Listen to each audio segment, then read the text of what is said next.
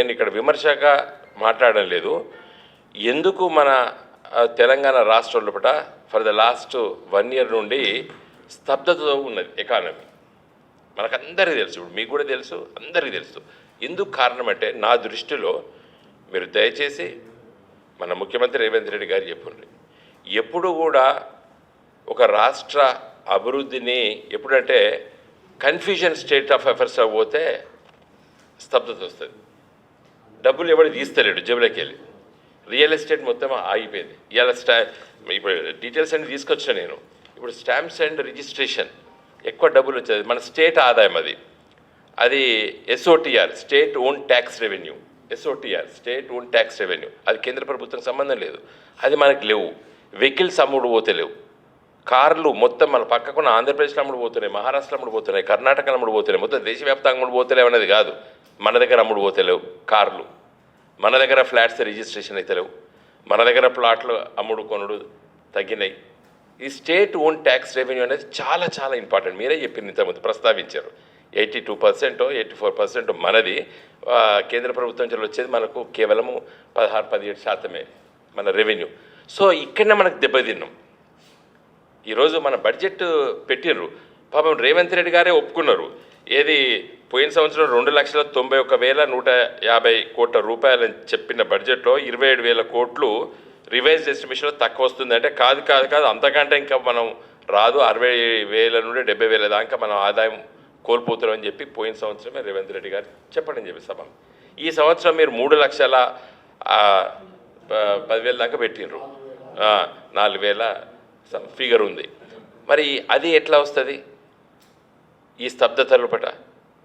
కారణం నా దృష్టిలో కారణం ఏంటంటే అనవసరంగా ఈ రాష్ట్రం అప్పుల పాలైంది, దివాలా తీసింది అంటే ఎవ్వడు కూడా మన ఇంట్లో ఉన్నటువంటి మన కుటుంబ సభ్యులు కూడా కొనుక్కోరు. ఏమైంది, దేశం ఎడిపోతుందో, ఇది ఉంటుందో పోతుందో.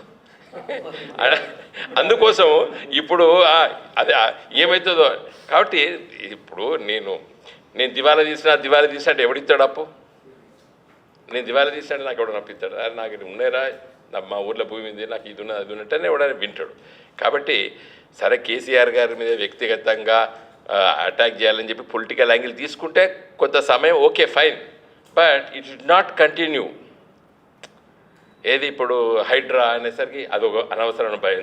ఇప్పుడు నాకు ఒక రియల్ ఎస్టేట్ వాళ్ళు, చాలా పెద్ద రియల్ ఎస్టేట్ మన ఆ ఫ్లాట్స్ కట్టేటోళ్ళు ఏం చెప్పినంటే, సార్ మున్సిపల్ పర్మిషన్ అదా లేకపోతే హెచ్ఎండిఏ పర్మిషన్ అదా అని అడుగుతలేరట. సార్ హైడ్రా పర్మిషన్ ఉందా అని అడుగుతారట. అరే నీ అమ్మ హైడ్రాకులు దీనికేం సంబంధం రా, నేను కట్టింది బంజారా హిల్స్లో నేను కడితే లేకపోతే జూబ్లీ హిల్స్లో నేను కడితే హైడ్రా పర్మిషన్ ఏందరా అంటే నువ్వు హైడ్రా పర్మిషన్ సార్. హైడ్రా పర్మిషన్లో ఎప్పుడు వస్తుంది దట్ ఇష్యూయే? ఏదైనా వాటర్ బాడీస్ దగ్గర కడితే అది విత్ ఇన్ ది లిమిట్స్ ఉంటే అక్కడ సమస్య. రంగనాథ్ దాన్ని ఏం చేశాడంటే మొత్తం మున్సిపల్ కమిషనర్ని లేకపోతే హెచ్ఎండిఏ కమిషనర్ని మున్సిపల్ అడ్మినిస్ట్రేషన్ మొత్తం మర్పించాడు, మొత్తం హైడ్రానే హైదరాబాద్ అన్నట్టు తీసుకొచ్చేసాడు అతను. సరే ప్రోయాక్టివా ఏం యాక్టివా అనవసరం, కానీ ఇక్కడ this is all the condition. Administration అంటే ఇది. నేను ఒక చిన్న ఎగ్జాంపుల్ ఇస్తాను. కోవిడ్ మొత్తం మోడీ గారు చెప్పేది లాక్డౌన్ లేకపోతే లిఫ్టింగ్. ఒకసారి లాక్డౌన్ను ఎత్తేసిండ్రు సెక్రటరియట్లో. నేను by virtue of being the planning board I was part of the cabinet meetings. నేను కూర్చున్నప్పుడు కేసీఆర్ గారు పిలిచేసి ఏం చెప్పినట్టే, అప్పుడు జీతాలు కూడా 15 days జీతాలు శాలరీసెస్, తర్వాత ఎమ్మెల్యేల 3 నెలల శాలరీస్ బంధు, ఎంపీలై ఎమ్మెల్యేలై ఇవన్నీ కూడా చేసేసి డబ్బులు ఇంతతో కూడగట్టారు. కట్టేసేసి ఇమ్మీడియట్గా ఏం చెప్పాడంటే, రైతులు దగ్గర వడ్ల ధాన్యాన్ని కొనండి అంటే, సార్ పైసలు సరిపోవు. ఇదే రామకృష్ణ, అప్పుడు ఆయన ఇప్పుడు ఈయన 8,000 కోట్ల రూపాయలు ఇమ్మీడియట్గా మనం లోన్ తీసుకొచ్చాం. మొత్తం వడ్లు ధాన్యాలు మొత్తం ప్రతి పల్లెటూరులో PSCSS వల్ల కొనేస్తాం. కొనేయడం వల్ల ఏం జరిగింది లాభం? అరే ఎందుకు కొంటున్నాం వడ్లు, ఇప్పుడు అంతా లాక్డౌన్ ఉన్నది ఏదైనా మనం అమ్మినాం. ఇంకా జగిత్యాల పల్లెటూరులో ఒక రైతుకి వాడికి అమ్ముకునే డబ్బులు వచ్చాయి. లాక్డౌన్ ఎత్తేస్తే పోతాడు, భార్యకు ఓ చీరను లేకపోతే ఒక చెప్పుల జతనో, లేకపోతే డాక్టర్ దగ్గర తీసుకుపోయి ఒక మందులో, లేదా కంటి డాక్టర్ దగ్గర పోయి అద్దాలు కొనుక్కున్నాడు, ఏదో ఏం చేస్తాం, ఎకానమీ రికవరీ చేస్తాం. That's how the planning commission, planning board, మన నీతి ఆయోగ్ ఏం చెప్పిందంటే, Telangana is the only state we shaped recovery. V shape అంటే కింద పడిపోయినాం కదా, మళ్ళీ అట్లే లేస్తాం వి ఆకారంలో. మిగతా రాష్ట్రాలన్నీ యూ షేప్డ్ అంటే ఇట్లా పడ్డాయి, మెల్లమెల్లగా లేచినాయి. మన తెలంగాణ రాష్ట్రం మాత్రం ఇట్లా కింద పడ్డది, ఏకదం టక్కుమని లేచింది. So that is bounced back, we shaped. ఇక్కడ అంటే స్ట్రాటజీస్ ఆఫ్ ఏ అడ్మినిస్ట్రేషన్ లోపట మనము కొన్ని పీపుల్స్ ఎట్లా కదిలించాలనేది. తర్వాత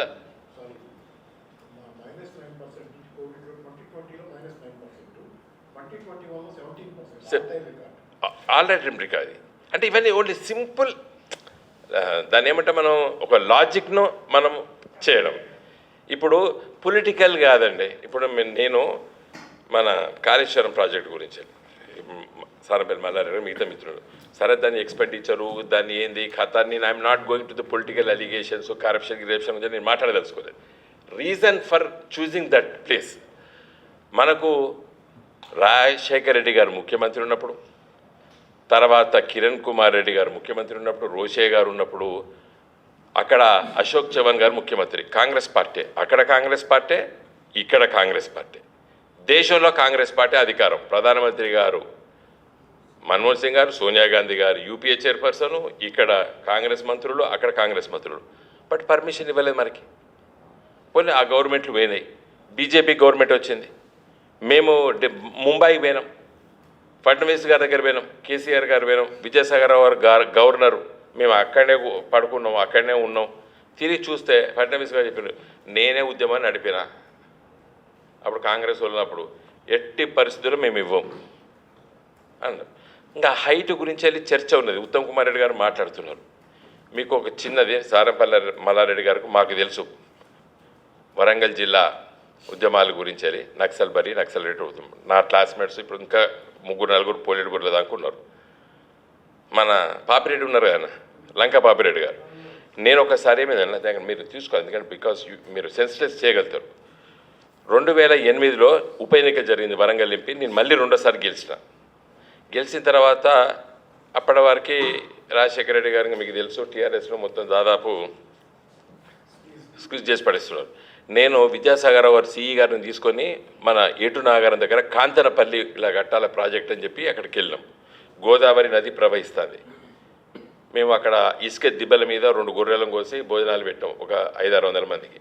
నేనేం చేసిన పాయింట్ తిప్పి నేను దాన్ని నడుస్తాను పోతా అంటే ఆ కొయ్యోడు ఆగు అన్నాడు. ఎందుకంటే నువ్వు దాటలేవు అని అది ఇసుక అవపడుతుంది కాదు, అవతల ఇంత పారుతుంది, ఇవతల ఇంత పడుతుంది. పోలేవు నువ్వు తెప్పల రావాలంటాడు. నేను అనుకున్న డబ్బుల కోసం వాడు అట్లా నన్ను బెదిరిస్తే అనుకున్నా. నేను 4-5 దాంట్లో ఎక్కినాం. నేను కట్టబట్టి దాంట్లో ఇట్లా మధ్యలో ఇక్కడి నుంచి అంత దూరం ఉండదు, మధ్యలో ఇట్లా పెట్టినా పెడితే ఆ తెప్ప గిర్రని తిరిగింది. వాడు చెప్పిండు కింద నీళ్ళు ఫాస్ట్గా పోతాయి, మీద మెల్లంగా పోతాయి, అట్లా పోదు మీరు అన్నాడు. ఆడపోయి దిగినాం, అయిపోయింది. నాకన్నా నా మదిలో పడ్డది, అబ్బో ఇన్ని నీళ్ళు పోతున్నాయని.